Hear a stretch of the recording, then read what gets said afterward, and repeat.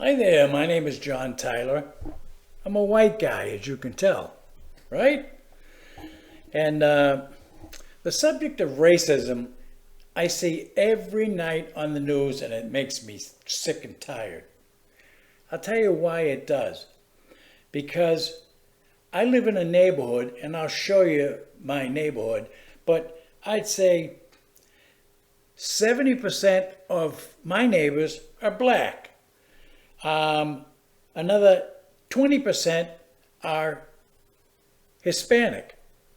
And that leaves 10% white guys in my neighborhood. So you say, well, John, you must live in a ghetto. Let me go get a picture and I'll put it above my head of my neighborhood. Hang on. So that is my neighborhood.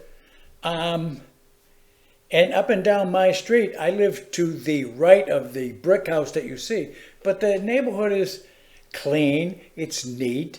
Most of the homes are brick, all brick, ranch houses like mine and all my neighbors. And the other thing, before I get going, let me get rid of that neighborhood picture first. So my neighbors, my black neighbors, and I get along swell. Not only do we get along swell, there's a couple of my friends that they and I, we go out to lunch. Sometimes they buy, sometimes I buy. Not a big deal. It's Burger King probably, or Olive Garden we've gone to. But we sit across the table and we talk to one another.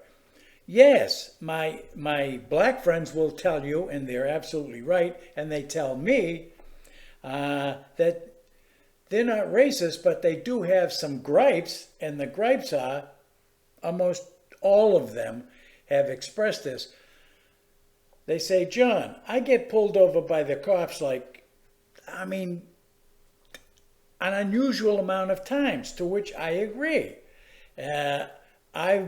I'm an old guy with white hair, and I don't think I might have got pulled over once in my entire lifetime. So I get it. But that's basically where their problem is. Now, when I go to the supermarket, I intentionally, like today, November 3rd, 2021, today I was in a supermarket, and I always do this. I will personally stop and talk to somebody who's black. And in the case of today in the store, this old black guy had a little mustache, gray, and he had a cool hat. And I tapped him on the shoulder and I said, man, that is a cool hat. To which he thanked me. And then I saw him later on sitting at the bench doing a scratch off, waiting for his wife apparently. And I said, that's still a cool hat. So, and we just shoot the crap right there in the store. I was at UPS today delivering a camera that I didn't like for a refund. And there was a black guy carrying a big heavy package, and he was probably 100 feet from me. I opened the door for the guy, as I would normally do. And then I yelled across the parking lot. I said, come on, man, you got the heavy package. I'm just going to hold the door open for you. And we were talking all the way till he got to the door, and then he went inside and I left in my car. But I do this all the time. I'll talk to people in the parking lot, and I'm talking about black people in the parking lot. They're as friendly as can be. They're cordial. They're nice to me. I'm nice to them. We all get along. We don't see what the news is trying to promote. So that's why the sign over there says, what? Racism? What racism? I don't see it. Again, I go out with this friend of mine. I brought him to the city of Charlotte because he needed to get down to Atlanta, Georgia on a bus. So he calls me up and, John, can you just give me a lift over to the bus station in Charlotte? Sure. So I pick him up. And then when he got back from Atlanta, Georgia, I get a phone call. John, can you pick me up and bring me home?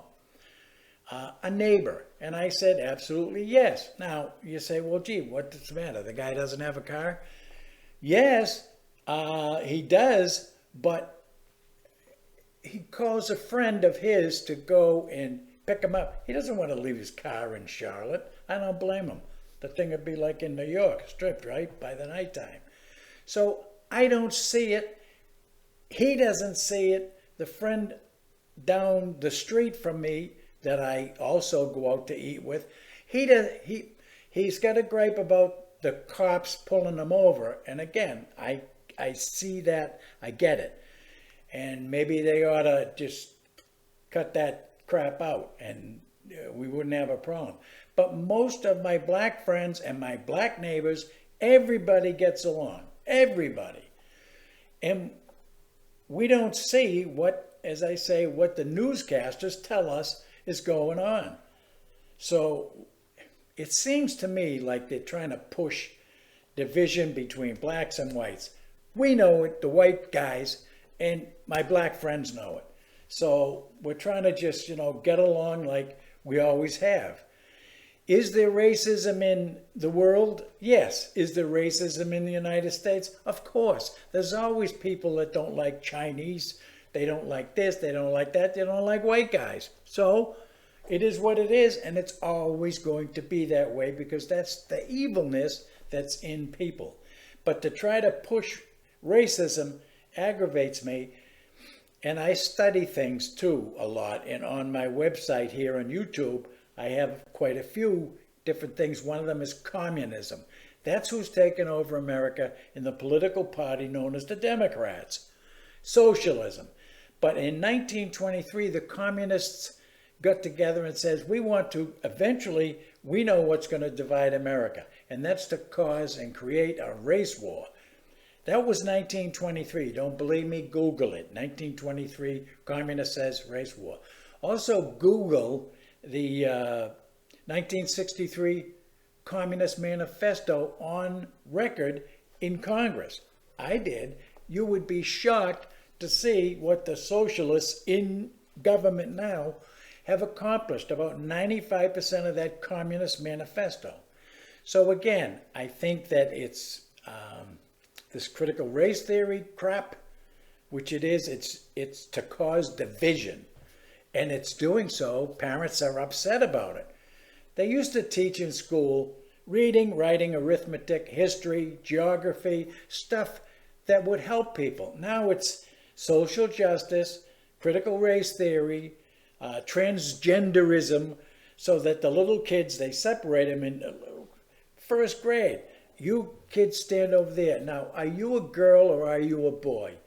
And they want to put a guilt trip on them if they say that they're a girl or a boy, which they are. Either a girl or... I'm a guy. I'm not a girl. Anyway, racism. I don't see it. My black friends in my neighborhood don't see it.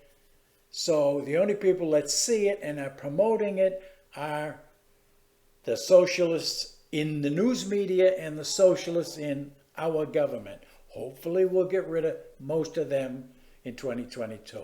I'll see you next time.